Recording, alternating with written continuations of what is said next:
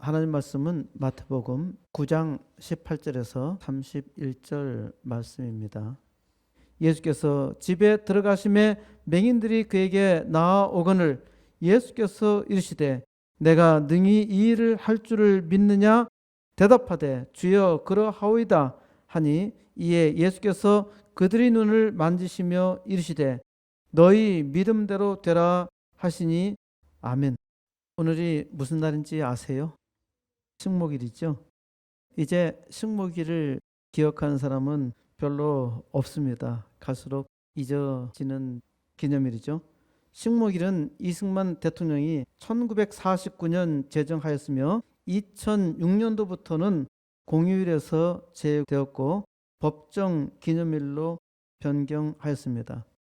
일본 제국의 약탈과 전쟁으로 우리나라 많은 산들이 민둥산이 되었고 그로 인하여 홍수와 가뭄의 피해가 상당히 컸는데 식목일은 국가적인 행사로 아름다운 강산을 만들고 쾌적한 환경을 만드는데 막강한 기여를 했습니다. 저는 여행을 하면서 푸르른 산야가 아름답게 펼쳐진 것에 감동을 받으며 또한 감사하고 있습니다. 나무를 심는 것도 중요하지만은 보존하는 것은 더욱 중요합니다.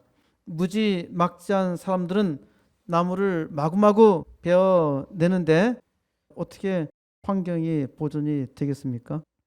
제주도에 갔더니 비자림을 제거하는데 몇백 년 동안 자란 숲을 과감하게 밀어버리는 겁니다. 길을 약간만 우회하면 되는데 꼭 그 숲을 절단해가며 통과해야 하는지 저는 도무지 이해가 되지 않습니다. 대부분 당장 돈 때문에 정치가들의 술수로 그린벨트를 파괴하며 마구마구 개발하는 악으로 인하여 환경이 파괴되고 자연이 신음하고 나중에 인간이 신음하는 일은 없어져야 합니다. 우리는 우리가 어느 곳에 땅을 가지고 있다고 하면은 그것은 내 것이기 때문에 내 마음대로 해도 된다는 생각을 가지고 있습니다. 이건 대단히 이기적이에요. 자기 땅이 어디 있어요? 일시적으로 관리하는 것이잖아요. 대중 매체에서 자주 보셨겠지만은 유럽의 많은 지역은 아름답게 보존되어 있습니다. 그들은 아름다운 환경, 오랜 역사적 전통을 자랑하고 후손들에게 아름다운 환경을 물려준다는 자부심을 가지고 있어서 불편과 또 손해가 있다 하더라도 아름다운 환경을 지키려고 애를 씁니다. 그들은 자기의 집을 개조하는 것은 물론이고 지붕이나 벽에 페인트 칠하나 자기 마음대로 하지 못합니다. 법적으로도 하지 못하게 되어 있어요. 그래서 어떤 동네 보면은 하얗게 되어 있죠. 어떤 동네는 그 지붕이 파랗고 붉게 되어 있는데 그것이 전체적으로 조화를 이루고 있습니다. 우리나라 민속촌에 가보면은 너무 인위적으로 만들어 댄다다가 마구마구 개념 없이 개발하여서 문화라 하기에는 상당히 부끄럽습니다. 그리고 그 입구는 대부분 다 먹는 것으로부터 출발해요. 먹고 노는 문화가 너무너무 발달해서 그런지 그 뒤에 있는 문화 시설도 역사성이 상당히 빈곤합니다.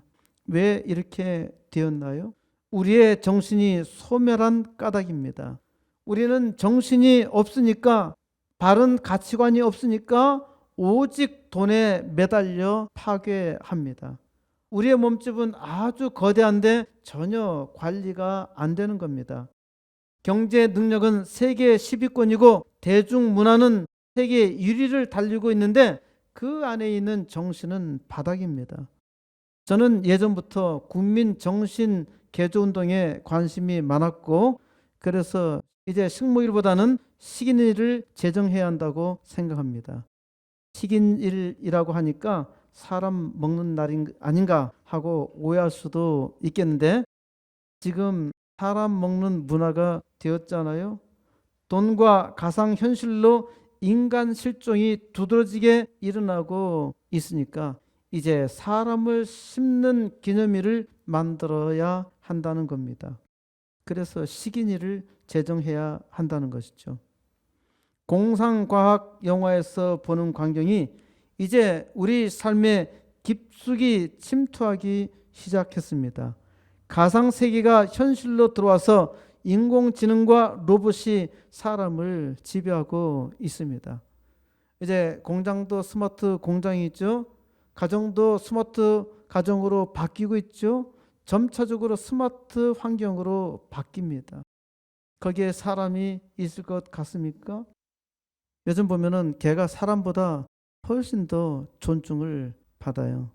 인간 실종의 시대가 도래하였고요.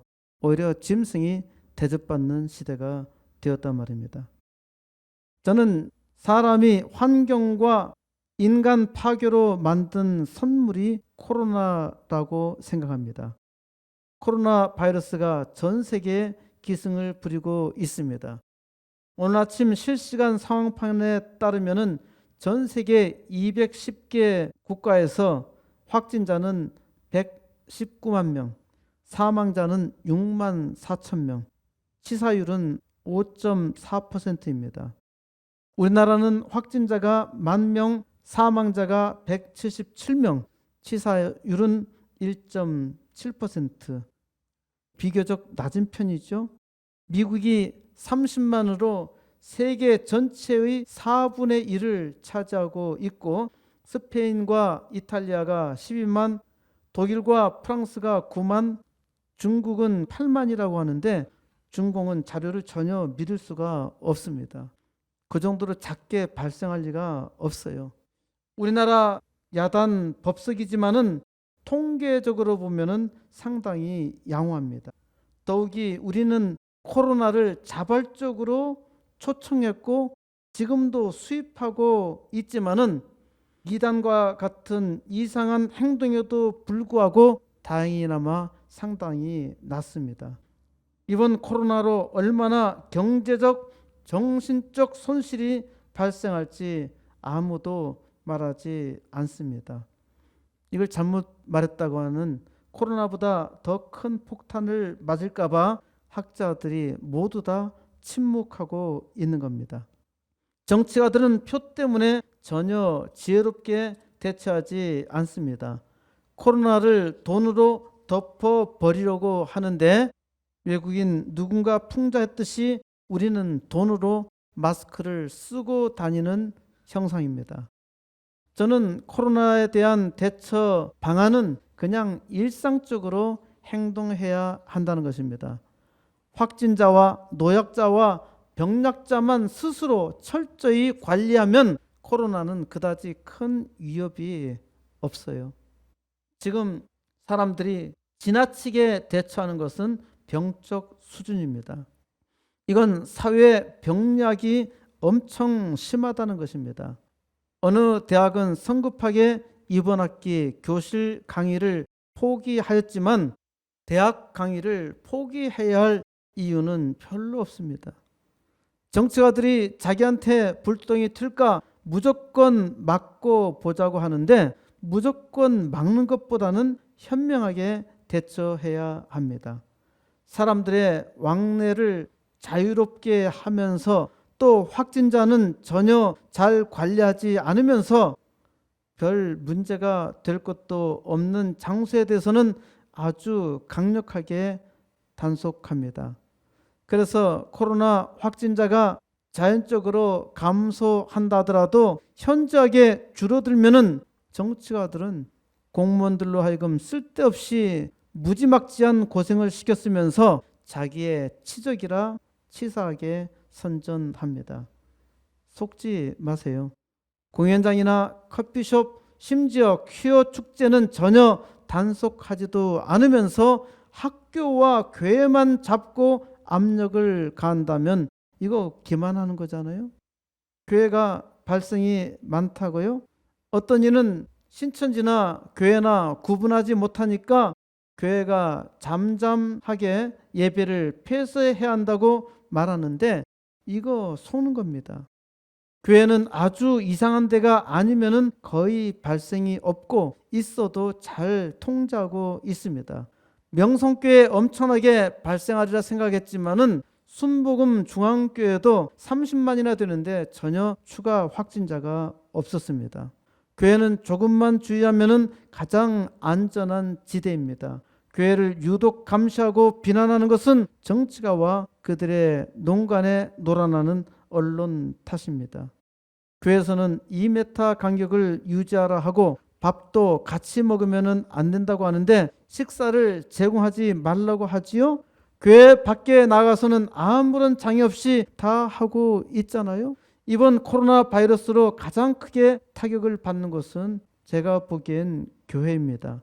이단과 악당들은 항상 교회를 위협하고 있는데 이번 코로나로 말미암아 교회는 상당히 위기에 처해 있습니다. 그럼에도 불구하고 교회는 별로 대책이 없어요. 저는 코로나 바이러스가 사라지도록 기도하지 않습니다. 우리나라에서 독감으로 코로나의 20배인 매년 3,000명 정도 죽는데 독감 바이러스가 사라지도록 기도하는 사람은 없잖아요. 혜균이라 하는 사람은 코로나 바이러스 치료제를 곧 개발할 것이라 호언장담했는데 이건 호언 사기입니다. 지금까지 바이러스 치료제가 개발된 일은 별로 없습니다. 바이러스는 백신으로 예방하는 것이 최상의 방법입니다. 우리는 외부의 적이 없기를 바라고 외적이 없는 것이 가장 좋겠지만은 외적이 완전히 사라지면은 아주 약한 외적에도 무너집니다. 그래서 코로나 바이러스가 사라지는 것보다는 코로나 바이러스를 이기를 바라는 겁니다. 코로나 바이러스로 우리는 많이 무너졌어요. 그런데 코로나 바이러스보다 훨씬 더 심각하게 청년들을 위협하는 것은 스마트 문화입니다. 이 스마트 문화로 이제 청년들이 배가 불러서 일하기를 싫어하고 정치가들은 돈을 주겠다고 유혹합니다. 아이들과 나라를 망치는 일을 하고 있죠. 이것이 코로나보다 훨씬 더 심각한 문제입니다. 사람이 살고 있는 세상에는 항상 문제가 있었습니다. 사람이 사는데 문제가 없는 일이 언제 있었어요? 항상 있었어요. 문제가 없기를 기도하는 것보다는 문제를 이기도록 기도해야 합니다. 코로나 바이러스의 주관자도 만물을 만드신 하나님이십니다. 어떤 사악한 인간이 고의적으로 코로나 바이러스를 만들었다 하더라도 하나님이 허용하신 것입니다. 이건 마치 악당들이 악을 행하는 것에 대해서 하나님이 허용하신 것과 같습니다. 제 말을 잘못 들으면 종종 오해를 합니다. 악당들이 사라지는 것도 좋겠지만은 악당을 이기는 재미가 더 있지 않나요? 게임을 하는데 아무런 적이나 장애물이 전혀 없다면은 그 게임은 전혀 재미가 없을 겁니다. 게임에서 생각하지 못한 괴물이 등장할수록 또 희한한 장애물이 많을수록 게임은 더욱 흥미진진해지잖아요. 악당과 싸워서 이기는 게임을 즐겨야 하잖아요. 하나님을 믿는 우리가 어떻게 악한 세상을 이길 수 있나요? 악한 세상과 싸워 이기는 것이 아니라 세상을 바꾸는 겁니다. 어떻게 세상을 바꿀 수 있나요? 예수님을 보세요. 우리의 비밀 병기는 오직 예수님입니다.